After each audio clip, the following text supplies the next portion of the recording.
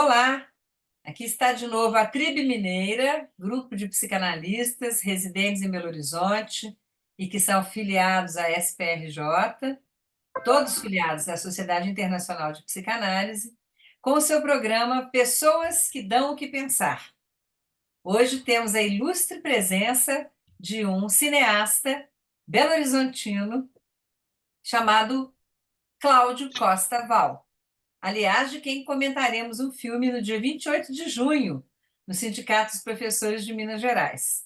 Cláudio, muito obrigada por aceitar nosso convite e queria que você contasse para a galera quem é você, como é que é ser cineasta em Belo Horizonte, quais são suas produções e etc. Tá bem. Ei, Eliane, bom dia, boa tarde, boa noite a todos que verão este vídeo independente do horário. É uma satisfação enorme estar aqui conversando com a Eliane, que eu conheço há tantos anos, desde o século passado.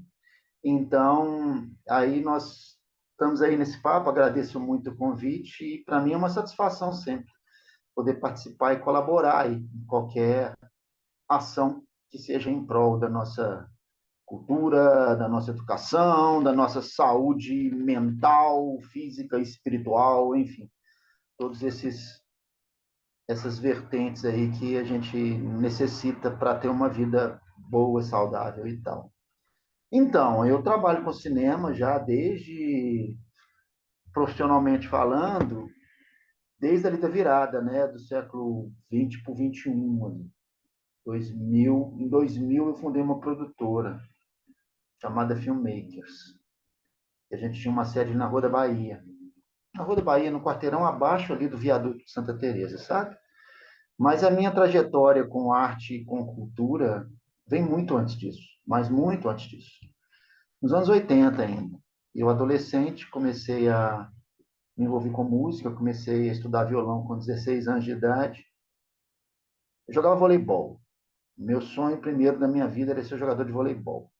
Foi o grande sonho da minha adolescência. Eu quase consegui, que eu queria mesmo ser profissional do vôlei. Eu comecei a treinar no Minas Tênis Clube com 14 anos de idade. Minha mãe foi muito inteligente porque eu perdi meu pai com 14 anos de idade. Eu sou o mais velho da casa. Meu pai morreu de uma hora para outra. Aí eu tinha 14 anos de idade, eu tenho dois irmãos gêmeos com 13. Minha mãe virou pai, né? Ela teve que segurar a barra, ela era diretora de escola estadual. Fez a carreira toda dela como professora, era escritora também e tal. A gente só teve dignidade na vida porque ela lançou muitos livros. Teve livros dela que fizeram muito sucesso, livros didáticos de língua portuguesa, literatura também, mas o que fez muito sucesso, o que fez a gente ter uma condição boa foi com os livros didáticos dela, as séries didáticas dela de primeira a quarta série. Foram Qual é o três. nome dela, Cláudio? Ela já faleceu em 2014 e chamava Teresa Costaval. O nome literário dela era Teresa Costaval, nome como poeta, como contista, mas o nome de verdade dela era Maria Terezinha da Costaval. Então ela lançou livros com esses dois nomes,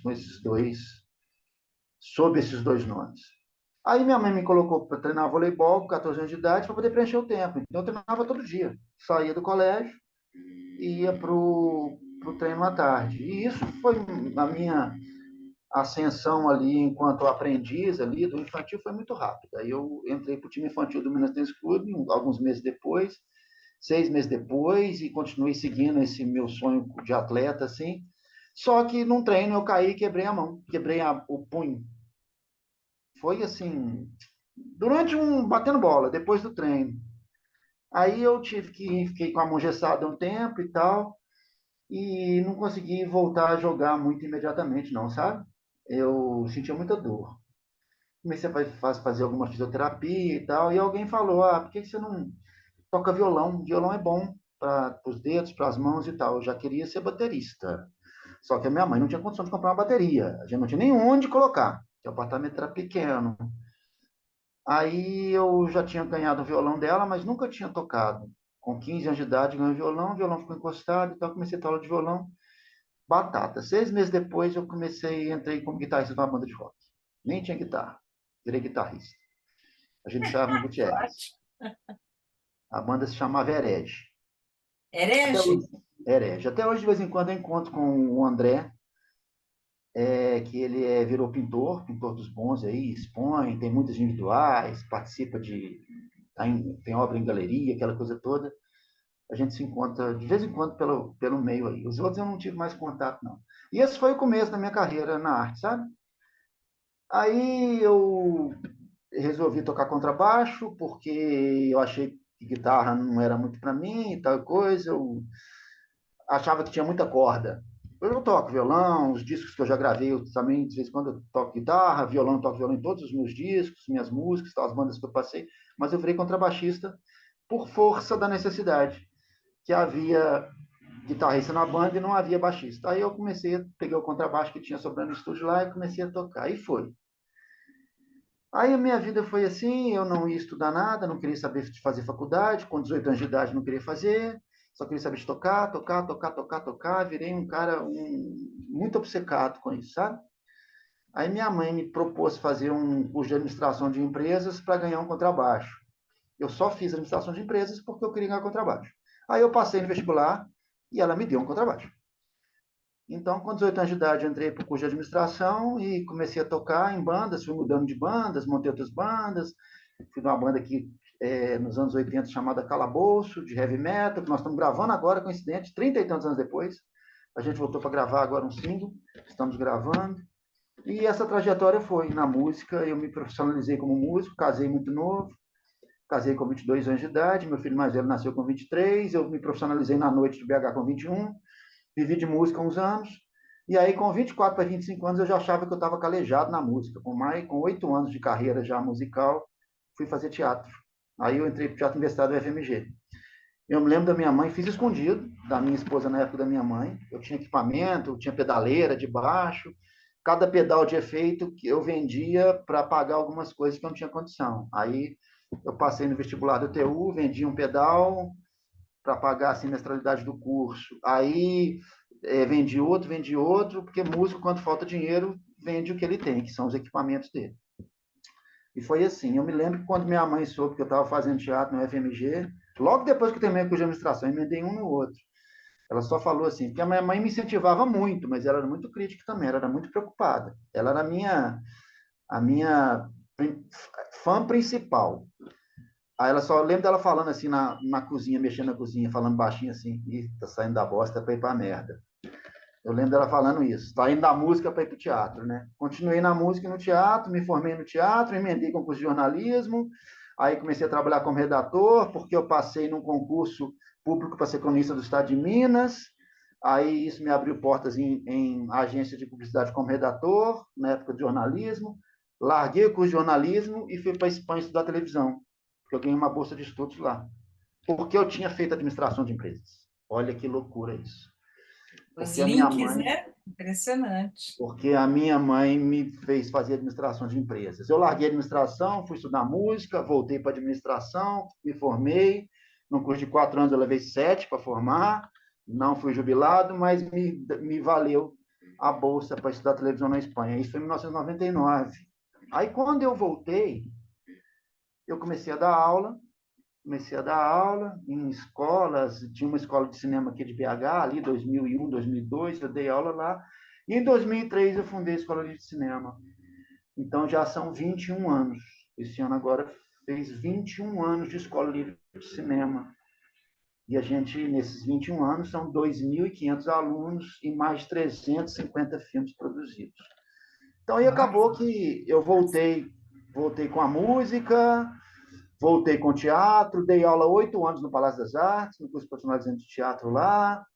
2007 eu montei uma peça, 2008 na verdade, adaptada à tragédia de Macbeth, através do Fundo Municipal de Cultura, e aí cuja a gente cumpriu a temporada no Galpão Senhor, que eu dirigi, fiz a dramaturgia, compus a parte da trilha sonora da música, era uma banda que executava a trilha ao vivo, e aí eu voltei para a música de 2007, 2008 em diante, aí várias bandas depois disso, paralelamente com o cinema, gravei alguns discos com banda, gravei disco solo, 2012 lancei meu primeiro livro, 2016 o segundo, 2019 o terceiro, 2021 o quarto, 2023 o quinto.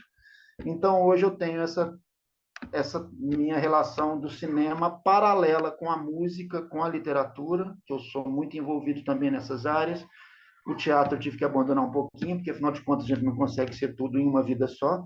A gente tem que acabar tendo que optar por algumas coisas, porque quem dera se eu tivesse um clone, ainda não consegui, mas no dia que tiver, a gente delega algumas funções para ele e faz outras. Mas como isso ainda não é possível, eu fui direcionando meu caminho nestas áreas todas aí, e é por isso que estamos aqui falando disso, dessa dificuldade toda e dessa coisa que é assim, né, que a gente vai fazendo porque é uma vocação, a gente acredita, eu acho que a Escola Livre de Cinema contribui muito na formação, tem contribuído bastante, já saiu gente daqui da Escola de Cinema que hoje é exponencial no cinema brasileiro.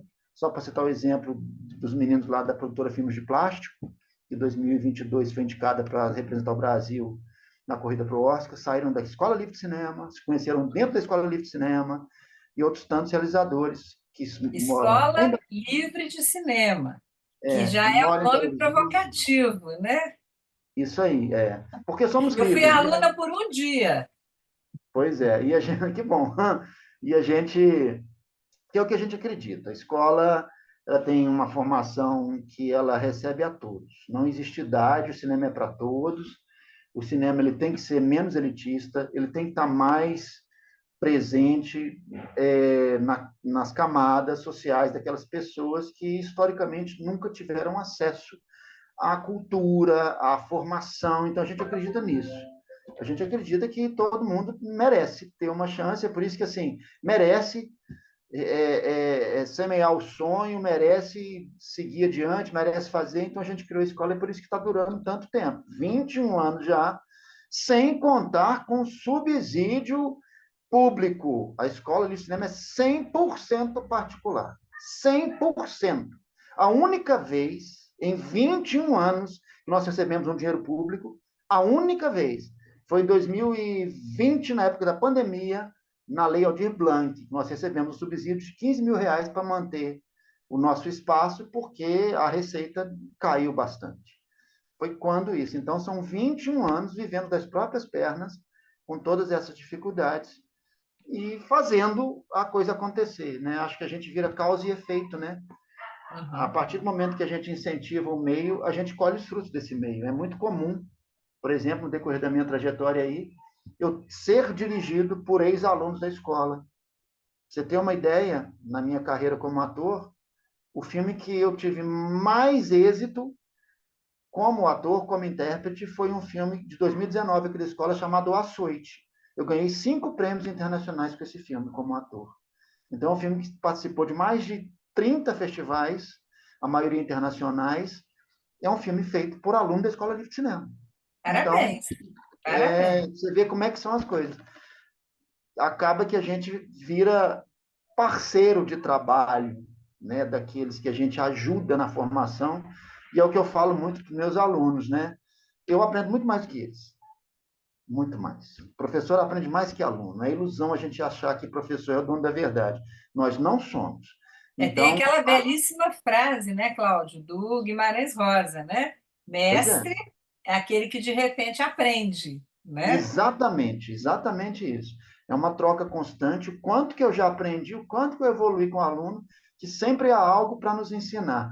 Da mesma maneira que a gente compartilha a nossa experiência. Nós não somos mais sábios, nós somos mais antigos do que os alunos.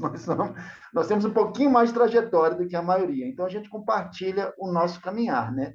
Mas essa caminhada junto ajuda a gente demais a crescer também, é evidente, Ô, né? Cláudio, e a escola ainda está em Santa Teresa? Santa Teresa. A escola começou em 2003, nesta sala aonde eu tive uma produtora em 2000, 2001. A produtora fechou em 2002 e nesta mesma sala, na Rua da Bahia, ali, esqueci o número, esquina com Carijós, no prédio ali. Começamos lá em 2003. Eu chamei alguns amigos assim do meio, que eram profissionais do meio, alguns já tinham experiência docente, outros não, mas não importava, a gente estava começando um negócio. Convidei eles a participar como colaboradores, como professores, instrutores, monitores e tal. E aí, em outubro daquele ano, 2023, a escola migrou para Santa Teresa e continuamos aqui até hoje. Então, já tem 20 anos que a escola está em Santa Teresa. E é um bairro perfeito, né? Porque é aquele lugar boêmio, cultural, né? Santa Teresa é muito legal. Exatamente, e essa foi a minha ideia. Eu já gostava do bairro porque, né, músico é boêmio por natureza, artista é aquela coisa, né? Fim de noite era que era no bolão, era aquelas coisas aqui, perto da praça. Então eu falei, é lá, botei isso na cabeça, aquela coisa de ideia fixa. Tem que ser em Santa Teresa e nunca deixou de ser em Santa Maravilha. Teresa. Ô, Cláudio, como é que é ser cineasta aqui em Belo Horizonte hoje, com essas produções agora em plataforma? Fala um pouquinho dessa realidade que a gente consome, mas não pensa no bastidor, né? Eu peguei a trajetória, eu comecei a fazer jornalismo lá no final dos 90, segunda metade dos anos 90, e comecei a fazer vídeo naquela época, nessa época. Eu já tinha formado em teatro, já estava na música, então eu me liguei ao audiovisual, muito por conta de uma namorada que eu tive na época que era publicitária, tinha formado comigo no teatro e tal e coisa, e aí eu comecei a me interessar pelo vídeo muito porque eu via na prática, assim, na convivência, aquela coisa do vídeo. Já gostava de filme, já gostava muito de trilha sonora, de diretores, atrizes, atores. Então, o audiovisual, então, vem acompanhando a trajetória do audiovisual nessa migração tecnológica, do final dos anos 90 para cá. Como é que foi uma área que mudou muito, que se transformou. O mercado audiovisual e o mercado musical, no quesito arte, são os mercados, os meios que mais se transformaram. Que mais se transformaram. Uma transformação muito rápida. Então, a gente hoje vive, né, é mais fácil, é bastante menos custoso você produzir hoje do que você produzir como era 25 anos atrás. A gente tem mais recursos, tem mais tecnologia, tem mais pessoas formadas, né? Se há 25 anos atrás todo mundo tinha que se formar de maneira empírica, ou ia para fora fazer um curso, ou formava em oficinas de festivais, de mostras, continua isso acontecendo. Eu já fui convidado para ministrar oficina no Maranhão, no Mato Grosso do Sul, interior de Minas inúmeras vezes, aquela coisa toda. Então, tipo assim, Alagoas, agora tive ano passado 2 vezes lá desenvolvendo um projeto, vou voltar para lá de novo agora, no segundo semestre. Isso é bom, isso para a gente é bom, que a gente vê que a gente leva, né, a formação, o cinema, o audiovisual, essa lógica, né, toda cinematográfica, esse repertório que a gente vem construindo, isso é legal. Então, fazer cinema hoje é mais fácil. Em Belo Horizonte, hoje, tem uma representatividade muito maior no cinema brasileiro do que tinha 25 anos atrás, do que tinha no final dos anos 90. Então, a gente tem hoje muito mais jovens realizadores, pessoas inseridas no mercado, pessoas respeitadas no Brasil, afora, pessoas na televisão, porque era muito difícil também você ter acesso aos grandes veículos de mídia e tal. Então, a internet está aqui agora, nós estamos, né, a internet nos facilitou isso, da tecnologia, de aproximar as pessoas e de difundir, de propagar o conteúdo. Então, hoje, melhoramos muito. A questão de incentivo à produção ainda continua incipiente. Nós ainda temos muito menos mecanismos de incentivo do que o necessário.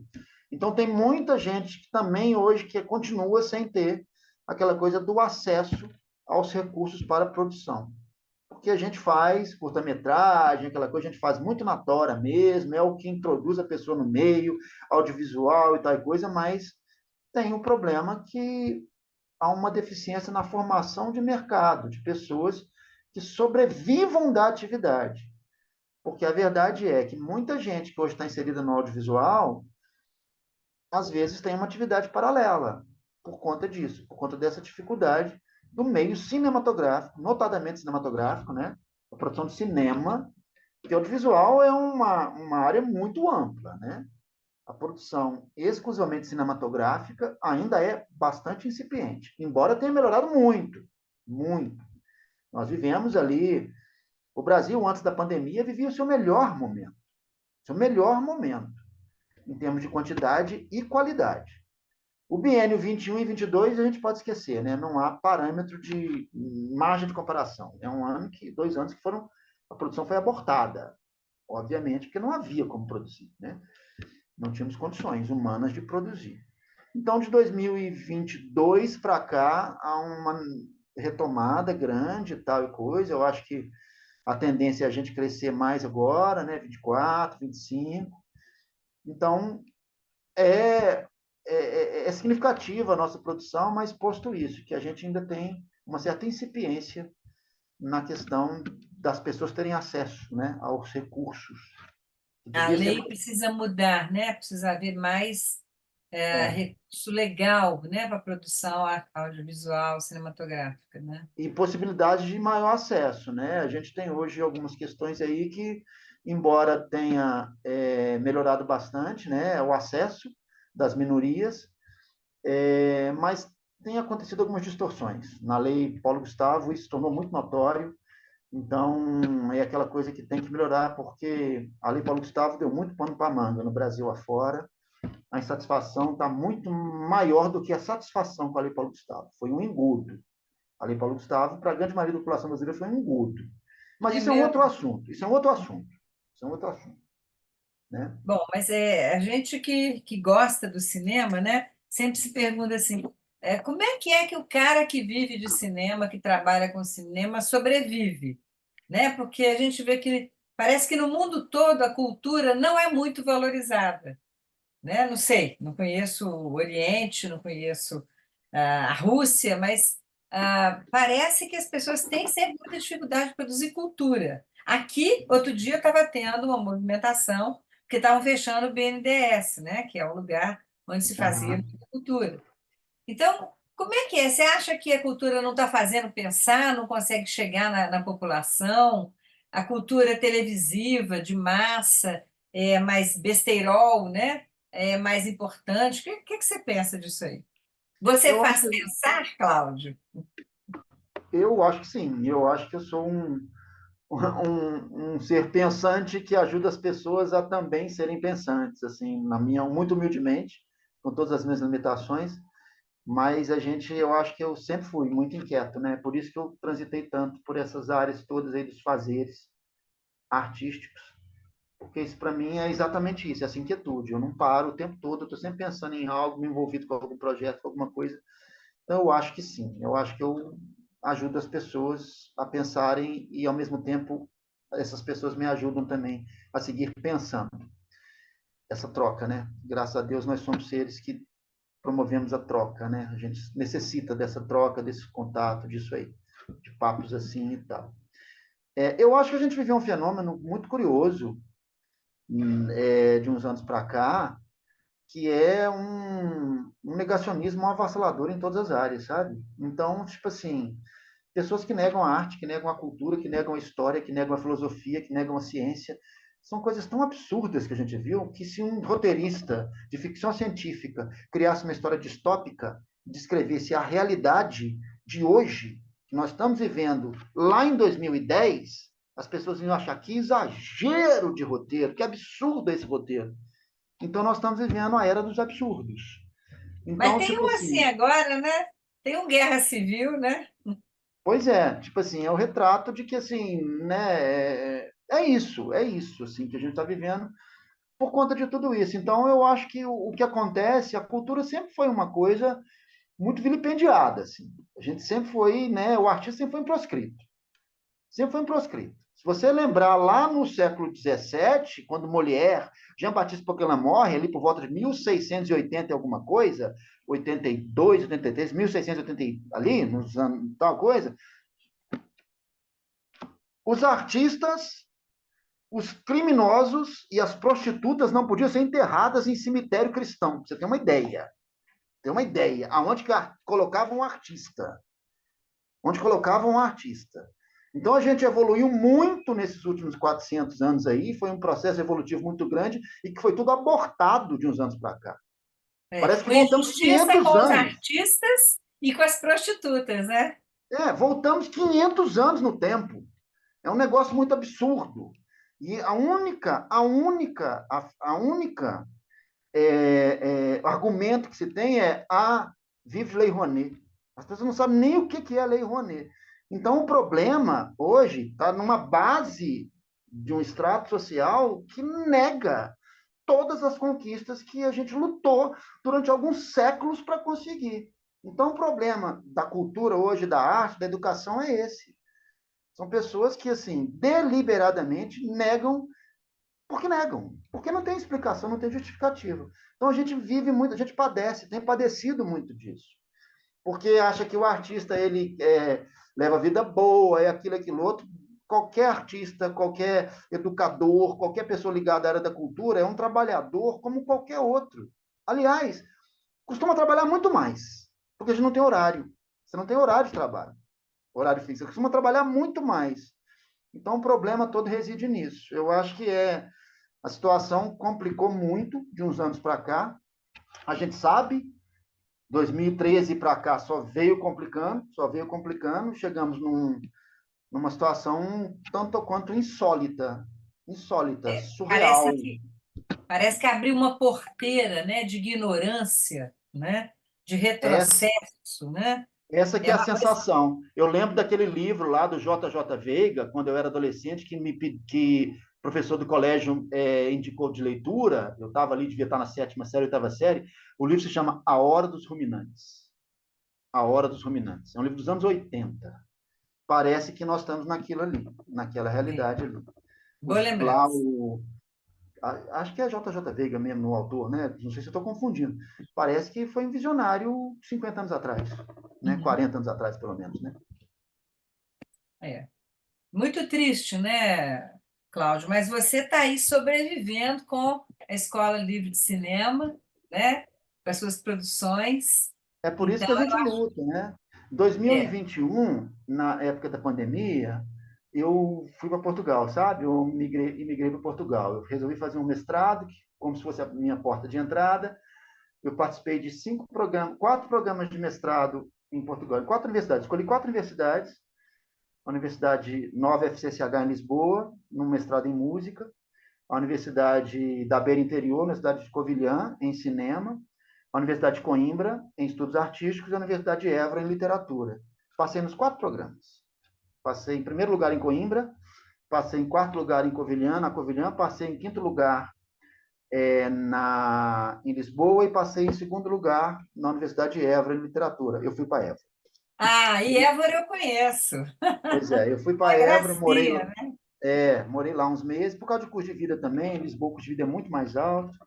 Aí eu tinha um estúdio de música aqui de ensaio, vendi meu estúdio, vendi carro, vendi as coisas todas, fui para lá, imigrei para lá, fiquei uns meses lá, comecei a trabalhar lá, trabalhando aqui com a escola continuou existindo, continuamos com professores aqui presenciais, mas eu estava virtualmente, né? Entrava 2, 3 vezes na semana, virtualmente, como o fuso horário lá é maior, eu dava aula, tinha dia até 2h30, 2h30 da manhã, 2 horas da manhã. Comecei a trabalhar lá montando tenda para evento. Montando tenda. Viajei o Alentejo inteiro montando tenda e palco para evento. Que Olha só. delícia, hein? Eu vi o outro lado. Eu que sempre usufruí de palco, eu me tornei uma pessoa que montava os palcos e as tendas. Então foi um trabalho que eu consegui, que foi muito bom, que eu pude viajar, conhecer vários lugares. Morei um tempo em Lisboa, mas resolvi voltar para Évora, porque Lisboa eu achei que o custo de vida muito caro, cidade muito cheia, muita coisa. Aí eu tive que voltar em 2022 por questões familiares. Fui obrigado a voltar, abortei um pouco meu sonho. Ano passado, 23, eu voltei para lá de novo para fazer um projeto. Fiz uma série de documentários, uma turnê documentando o teatro Lambi Lambi no Alentejo, de uma brasileira, que me convidou para fazer esse projeto com ela. Eu fiz fotografia, câmera, né, vídeo, fotografia e vídeo. Eu fui responsável por isso. Aí voltei para cá, né, para Belo Horizonte, 2023 fui e voltei de novo. Então, desde então, a gente está aí, tipo assim, foi bom eu ter tido essa experiência lá, consegui colocar o longa Quadrilátero, que vai ser exibido no dia 28, né, gente? Coloquei botar na sala de cinema comercial lá em Évora, consegui colocar, Que sessão chique. comentada, né, tipo assim, foi muito legal, assim, conheci pessoas do meio, fiz show, lancei meu disco lá antes de lançar aqui, lancei em Évora Olha, lá, banda, montei uma banda lá para fazer o lançamento do disco. Depois, quando eu voltei, eu lancei o disco aqui, um disco, meu aqui. primeiro Então, disco solo. aqui no programa você vai ser convidado para abrir a mesa, né? Que você vai participar dia 28 com a sua banda, com a banda que você monte aqui, se é que tem uma pronta, né? Quem que Tem, são os mas mariachi sem tequila? não, Mariachi Sem Tequila era a minha banda, né, que eu gravei muita coisa com Mariachi. Mariachi existiu assim ininterruptamente de 2011 até 2018. Aí a gente deu uma parada, eu comecei a investir mais na minha carreira, assim, 2019, 20, aquela coisa de 20, eu gravei o disco 2019 para 20. Aí hoje eu tenho, né, montei uma banda para me acompanhar e tal, então hoje eu faço mais apresentações solo. Fiz muitas em Portugal, para você ter uma ideia, Eliane. Em 40 anos de música, 40 anos de carreira artística, hoje, esse ano, estou fazendo 40 anos de carreira artística, para você ter uma ideia. E mais da metade, 30 dedicado à música, quase, grande parte, né? A maior parte da minha vida, nunca tinha feito show na rua. Tinha feito show na rua com banda. Parque Municipal. Você monta a banda, põe um tapete, põe os equipamentos, leva a banda para lá e faz. Eventos assim eu fiz muito, mas solo, tocando sozinho, nunca tinha feito. Comprei um amplificador a bateria, Cube Street, que chama, na Alemanha. Comprei um violão, pedestal, microfone, saio rodando, tocando na rua. Eu fiz Que muito legal! isso em Portugal. Em Évora eu fiz vários shows, ganhava meu dinheirinho lá, super digno, meus euros lá.